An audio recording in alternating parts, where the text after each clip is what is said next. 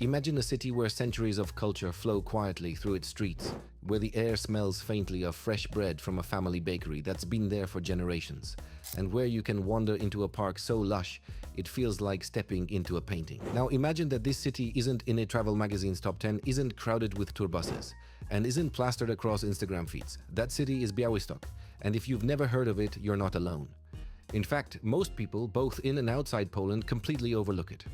Today, I'm taking you deep inside this northeastern Polish gem to reveal exactly why everyone's been sleeping on it, and why that might be the best thing that's ever happened to travelers like you. When you first arrive in Białystok, you quickly notice something strange. There's no rush. The streets aren't crammed with camera-toting crowds.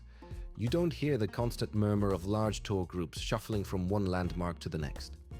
Instead, you might hear church bells in the distance, children laughing in a nearby playground, or the rustle of leaves in one of the city's many green spaces. This isn't because Białystok lacks things to see. It's because it's tucked far away from Poland's main tourist circuit. With no major international airport and no high-speed train line connecting it to Warsaw or Krakow just yet, Białystok doesn't get the accidental drop in traffic that so many cities rely on. If you end up here, it's because you chose to come. And that choice feels like discovering a secret. The Branicki Palace is a perfect example of this. Often called the Polish Versailles, it's one of the city's crown jewels. But unlike Versailles, you won't be elbowing your way through a sea of people just to snap a photo.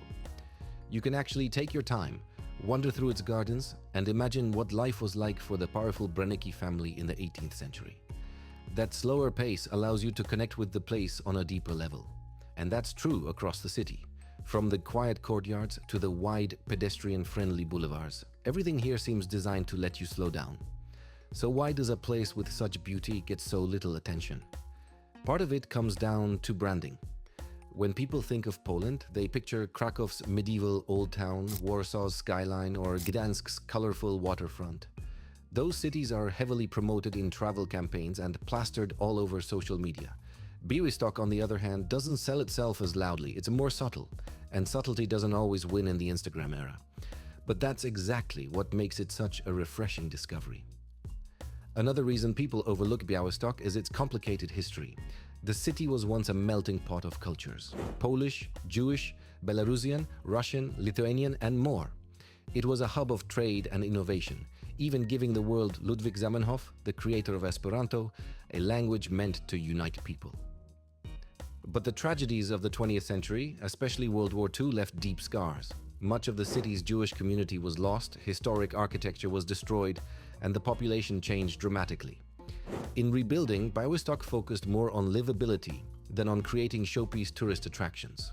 That means what you see today is a mix of restored landmarks, modern neighborhoods, and green spaces. Lots of green spaces. And let's talk about those parks. If you love nature, you'll be spoiled here. Central Park-style spaces with fountains and walking paths, small hidden gardens behind residential streets, and the massive Planty Park that wraps around the city center like a green ribbon. The people of Białystok clearly value outdoor life, and it's not unusual to see families having picnics, older residents playing chess, or friends meeting for ice cream on a summer evening.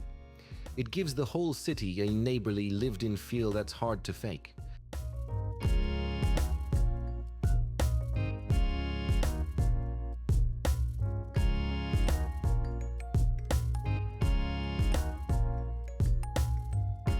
Then there's the food, rich, hearty, and full of cross-cultural influence. Potato babka, kiska ziemniaczana, pelmeni, pierogi. Dishes that tell the story of a borderland city shaped by multiple culinary traditions. A street food walk here isn't just about eating, it's about tasting history. Even the cafe culture feels different. Instead of polished chains, you'll find cozy, personality-filled spots where the barista might chat with you about the best cycling routes out of town. Language can be another barrier for some visitors. Fewer people here speak English fluently compared to Poland's bigger cities. For some travelers, that's intimidating. But for others, it's part of the adventure. It forces you to engage more deeply, to learn a few phrases, to communicate with gestures and smiles. And when locals see you making the effort, the warmth you get back is worth it. If I'm being honest, I think the world has been sleeping on Białystok because it's not built for quick consumption. It's not the kind of place you can do in an afternoon and check off your list. It rewards curiosity and patience. You have to walk its streets, sit in its cafes, learn its stories, and let its rhythm get under your skin. That's the kind of travel that stays with you long after you leave. And maybe, in a strange way, it's a good thing that Białystok isn't a household name in travel yet. It means there's still space for travelers like you to experience it authentically, without the filters and crowds. It means you can be part of the small group of people who truly understand its value before the world catches on.